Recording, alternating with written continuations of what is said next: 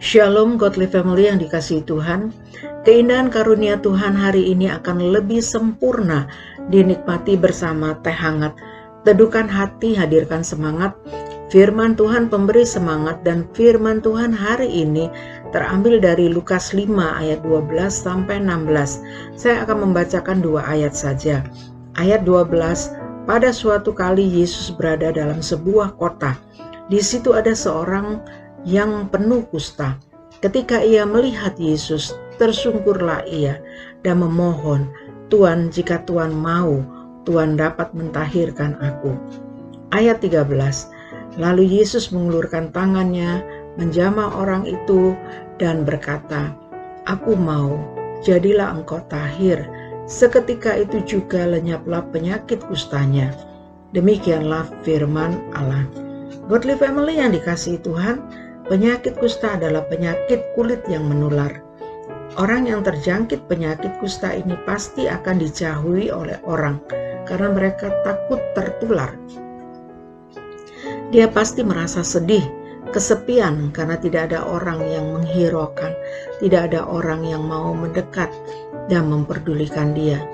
Dalam Imamat 13 ayat 45 dan 46, seorang pengidap kusta harus tinggal di luar perkemahan. Dia tidak boleh berada dalam persekutuan umat Allah sampai dinyatakan tahir oleh imam. Pada tahap-tahap terakhir penyakit ini merusak bentuk tubuh karena anggota-anggota tubuh itu membusuk.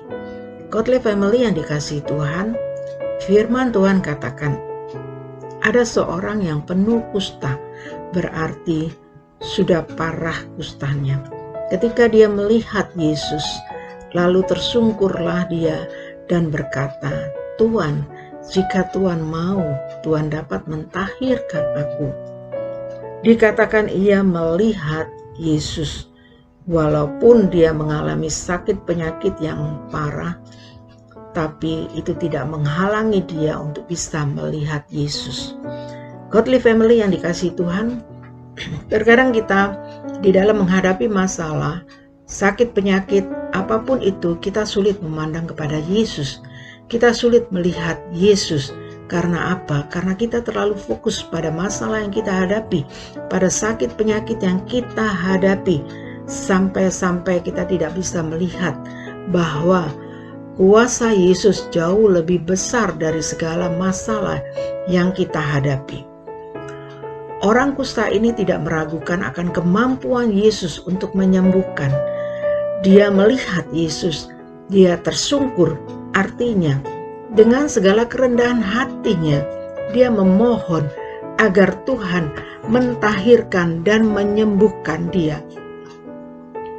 Ketika seseorang mengalami sakit penyakit yang cukup parah, terkadang mereka putus asa karena tidak kunjung sembuh.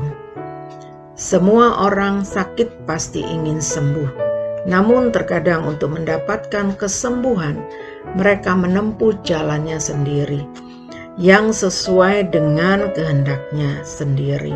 Mereka berusaha dengan kekuatannya sendiri, dengan menemui orang-orang pintar dalam tanda kutip dan berharap segera sembuh.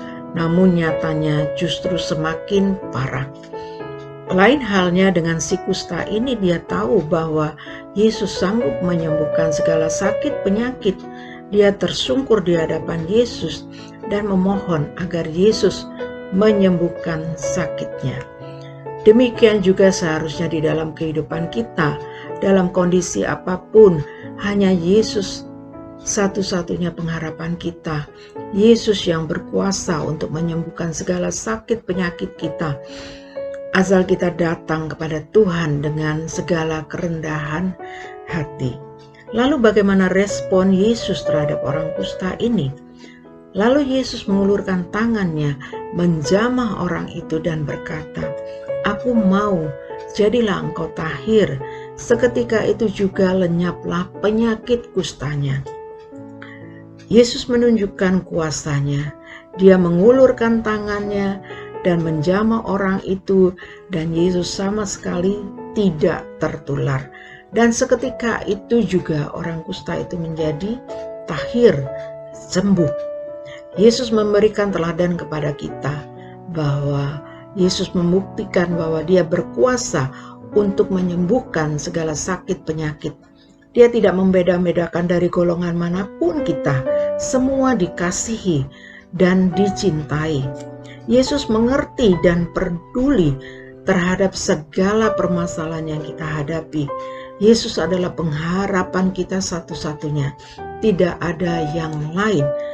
Bukti kasih-Nya kepada kita dinyatakan melalui pengorbanannya di atas kayu salib untuk menebus semua dosa-dosa kita.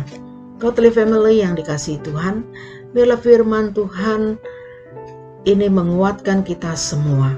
Mari kita berdoa. Tuhan, ampuni kami karena seringkali kami meragukan akan kuasa-Mu di dalam setiap masalah yang kami hadapi.